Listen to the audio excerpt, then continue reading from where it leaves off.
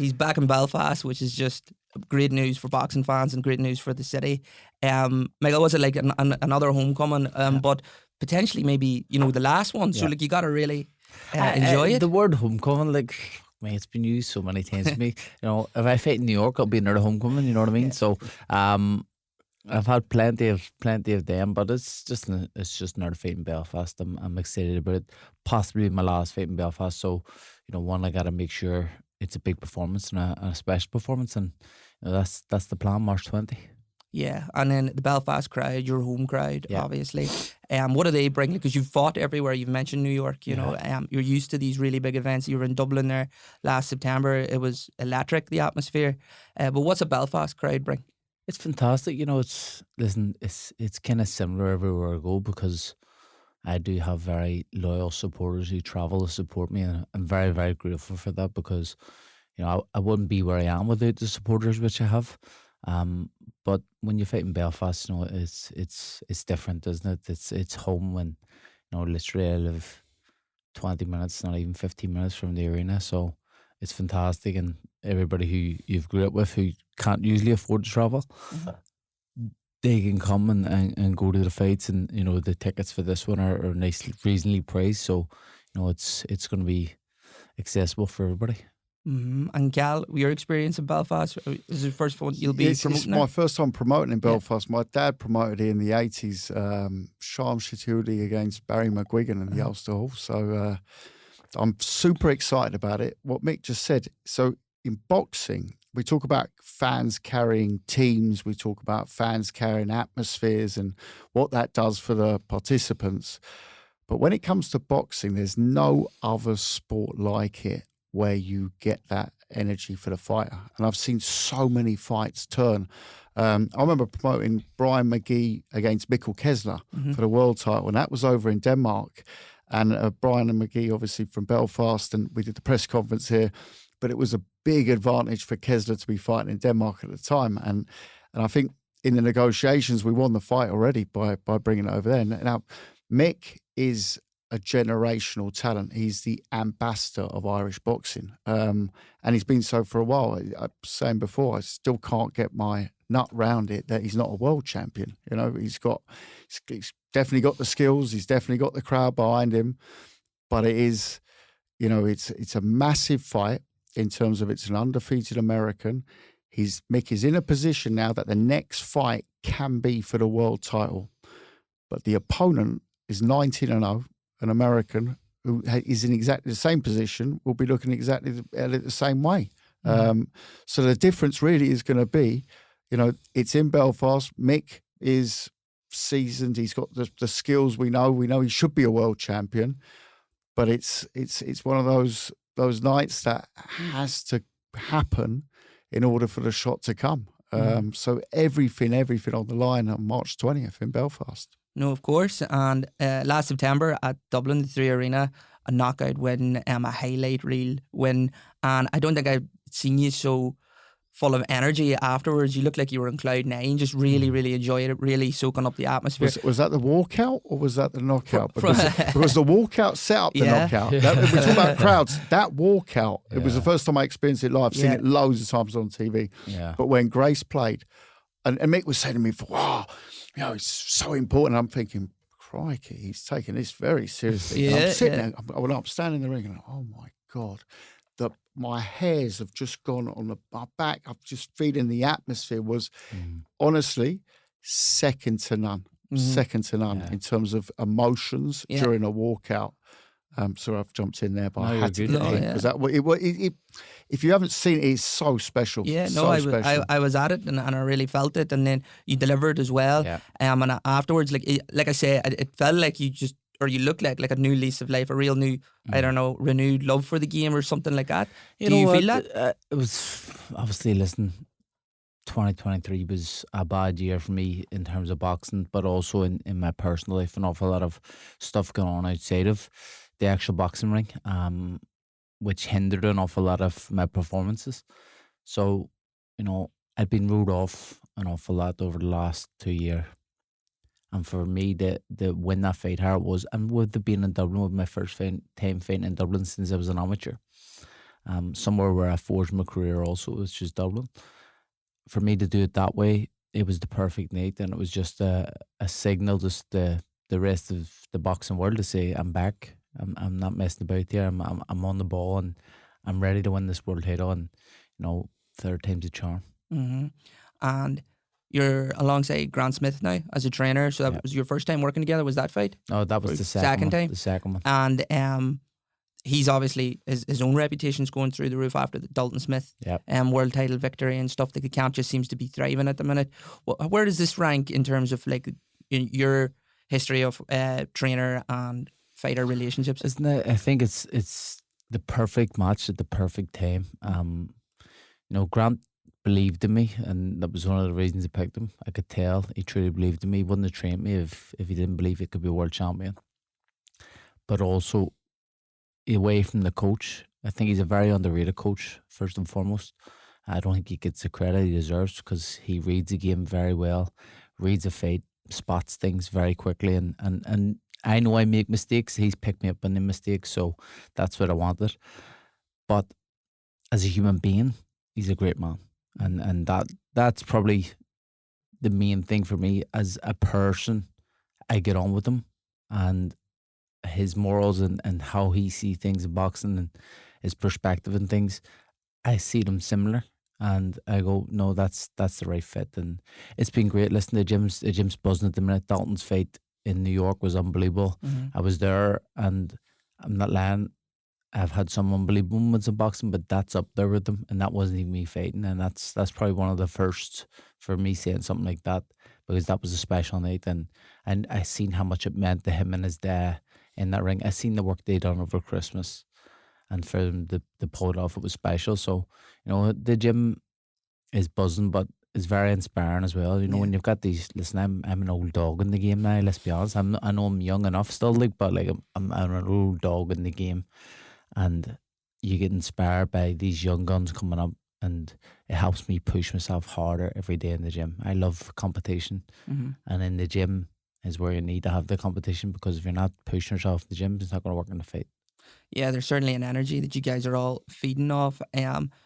Lee Woods v Josh Warrington last week. Did you watch it? I watched it. Yeah, they both looked old. It was it was an okay fight. It wasn't really interesting. Josh couldn't really pull the trigger, but they both looked old. And to be honest, I think both of them will just call it a day. Yeah, it was funny because Lee Woods said, I think just beforehand, that the Michael Conlan fight's always something that he has in his back pocket, in the sense that there's a rematch for another, a big fight, a big event, and he's assuming that you'd be interested in it.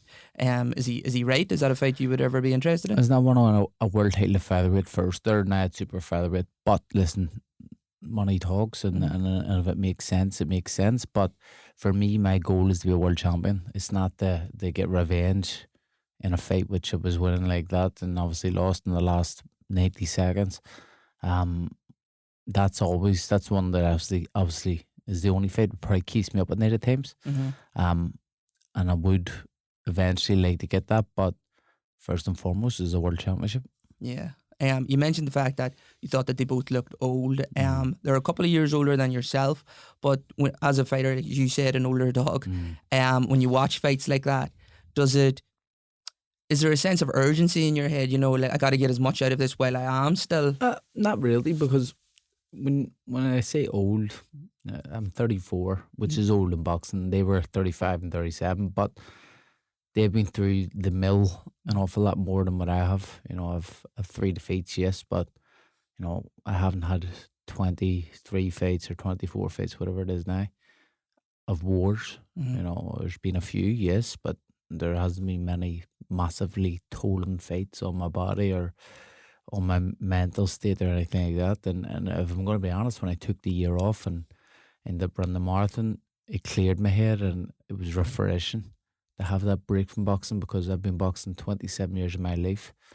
So to have that break off in that time, it kind of brought that love back, and you're going, okay, no, listen, you still have things to achieve, goals to reach, and I'm a determined SOB, and I'll push on till I get to what I get. Yeah, I mean, the marathon, you've touched on that before. This is during 2023, 2024? 24. 24 the year 24, after. yeah. So you said 2023 is a difficult year in boxing for you. And then 2024, you're not sure if you're going to box again. You take up running. You want to do Yeah. the marathon. You want to do it in sub 4 hours. Sub 3 was Sub 3, was yeah. the aim. But 2024 was still like in personal life. There was still an awful lot of stuff going on. So the marathon helped take me away from that. And big shout out the runners running club in Belfast.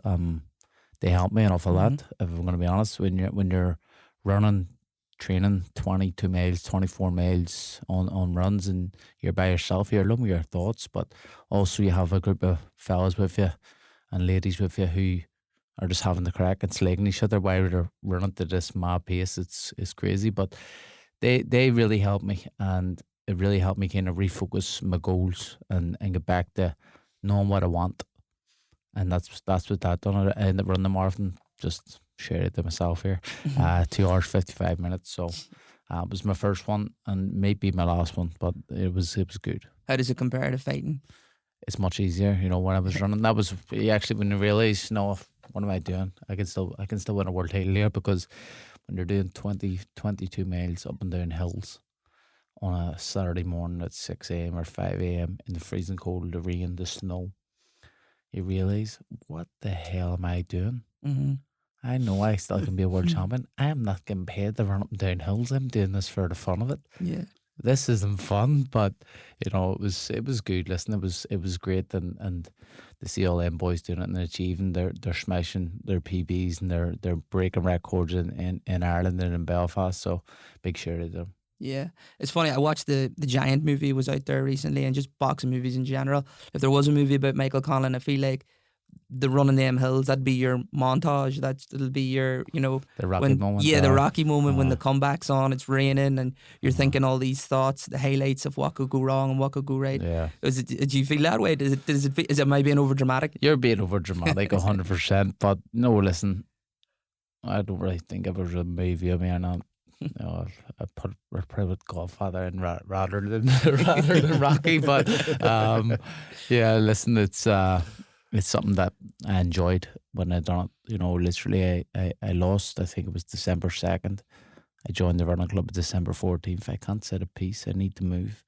I need to do something. If I sat on my hands and done nothing in that period, I probably would have ended up doing a very dodgy path, doing things which probably would have ruined my relationship, ruined my life in general.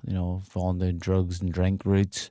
That all would have been a possibility if I was to sit and do nothing. So one thing it showed me is that once I do retire from boxing, that I won't be a fat man. I'll be someone who's always active. Yeah. Do you crave that discipline of activity, I exercise? that's one thing. Like, you can say, like, every fighter will say when they're about to fight, they're like, why the hell did I do this? Yeah. Like, what the hell am I doing? I should just fucking take up a different job or something like that, because it's that tolling on you, like, mentally. So when I do nothing, that would be me. I'd be like, what am I doing? I need to do something. So, for me, running is just safety. Yeah. Like I said, I was at the fight in Dublin back in September, and in the post-match interviews, you both give really good interviews, but you said a really interesting line, I thought. I can't remember who asked it, but someone asked you about caring about opinions and things like that, and you said you just don't care what people think anymore. If something like BBC Sport or whoever posted a story about you, the majority of the comments would be negative, so why would you waste time on something like that? But it just got me thinking about the negative comments and things like that. Is that something you've always had to contend with throughout your career? 100%. From maybe not as much as an amateur, but as a professional, yes. Because listen, there was a big saying on fighting in the garden, McGregor walking out, all this stuff. I got an awful lot of criticism early on, and that's one thing what I say that when I come back, I says I'm going to enjoy every moment of this, because I think for a lot of my career, I did not enjoy it. I was just focused on, right, get this fight done, right, what's the next fight, get this fight done, what's the next fight. I never sat and savoured any moments. And that really annoyed me. When I look back on it now, I'm going, like, I've done some unbelievable things in boxing. Like, things that world champions and everything will never get to do. The headlining places, fighting in different arenas. I've really have a broad spectrum of places and things I've done which people will never get to do. So when I look back and I go, why did I not enjoy it? And that was maybe because I was too focused on people's opinions and people's thoughts. So if you tell me I'm amazing, all right. If you tell me I'm shit, all right, there's no point in me taking any of them in, whether it's good or whether it's bad, because if you take the good stuff in, that affects you in a good way. The bad stuff's going to affect you in the same way, in a bad way. So, there's no point of really caring about opinions unless it's my missus and my kids and my coach and they tell me, no, that's terrible, then I'll take offence. Yeah. But unless it's, if it's Joe Blogs from, the Falls or from Shankill, whatever it is, I don't care. Yeah. Yeah. I mean, I think that's what most people would strive for. We all care what people think, whether we admit it or not. And you strive for that sort of, that I'm in a zone where I'm only focused on myself. How hard was it to achieve that? It took time. Listen, I would have been the type of guy back in the day when I was young and at the start of my pro career. If someone had said something, like tagged me and said something to me on Twitter, I would have went onto their page, found their picture, found out where to live. I would have been like hunting people down, like looking to find out and see what I can do and see what I can do to you here. But the more you react, the more it's what the person wants. It does take time, but social media, it's like the old saying, everybody has an opinion. Like everybody has, what, not really all that matter. Yeah. So if you can get to that point in life, great. But social media is a fantastic place, but also a very toxic place. And places like Facebook and Twitter and all this here, they're not the best of places for wanting to find out anything about yourself. No, definitely not. The Ring's the great truth teller, as they say. That's where you find out about yourself. Cal, you said something really interesting, that after this fight, there could be potentially a world title fight for Michael. Yeah, I mean, he's number 8 in the world rankings at the moment. It's, Shushu Carrington, big draw in the States. I think that's a massive, massive fight. Mick's got a big advantage. He's a great boxer. Yeah, he's sort of the poster boy of Irish boxing, but at the same time, he's also a ticket seller. He draws crowds. He draws crowds in Dublin, Belfast. He draws crowds in New York. You can take Mick pretty much anywhere on the planet. You're going to find a crowd for him.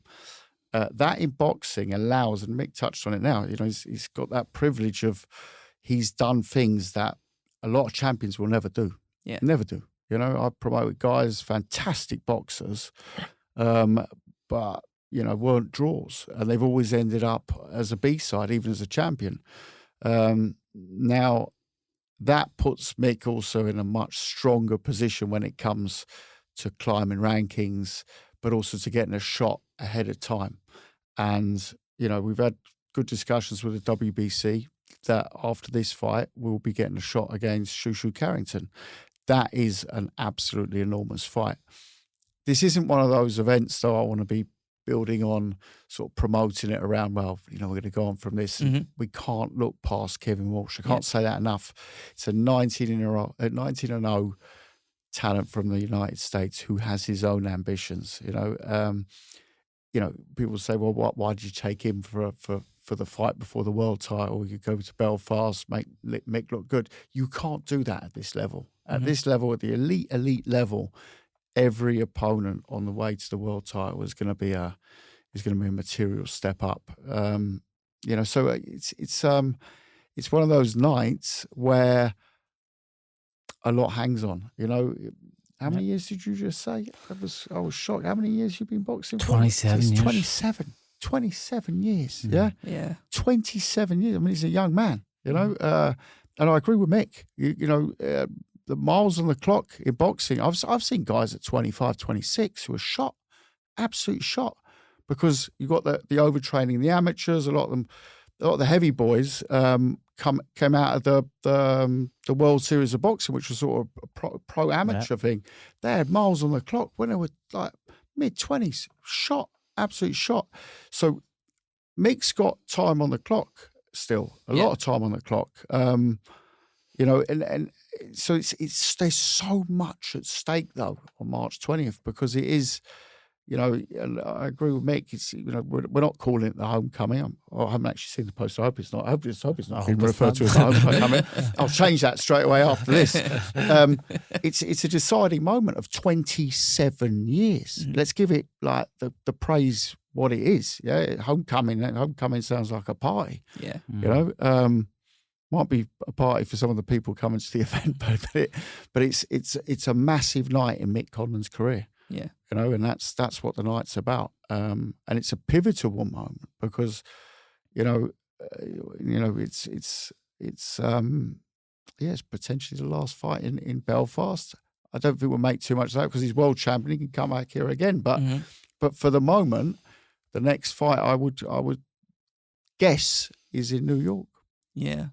Amazing. I mean, WBC title could potentially, that's the praise if you can get past Kevin Walsh, obviously. You'll not be looking past that. But you've been in that position before, you know, title eliminators and things like that, and the not getting complacent. Is that difficult or?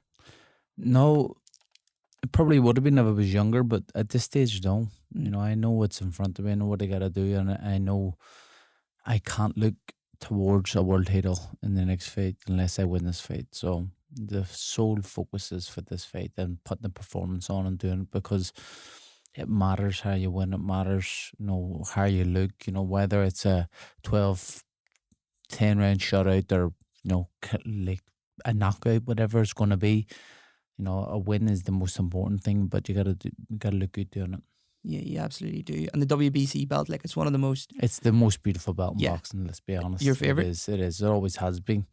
Now, I fought for the IBF and I fought for the WBA, but the goal is always wanting to be a WBC world champion. Anytime I visualise myself winning the world title, it's always WBC belt around my waist. And, you know, now I'm in that position, thankfully. You know, maybe at the latter stage of my career, I will not let that slip.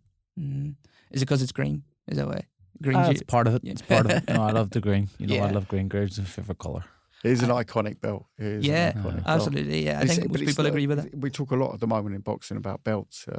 But you know what's beautiful sitting there as a promoter is to hear his vision. That's probably been a vision since 27 years since you stepped into a gym.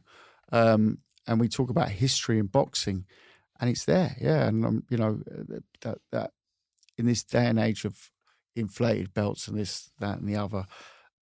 It's just it's so refreshing to hear, you know, that Mick has those aspirations. When Mick signed with us, it wasn't about, you know, we just mentioned it now, you know, Lee Wood, it's a good payday fight, but he's not swung by money. And of course, he's got to pay well. It's toughest sport on planet Earth. But it's a genuine ambition of becoming a world title winner. You know, that's what it is. You know, that it's like you're saying, like, it could be easy for me to say, listen, let's do Lee Wood next after watching him at the weekend. You go, okay, no problem. No, that's an easy money fight. I don't care about it.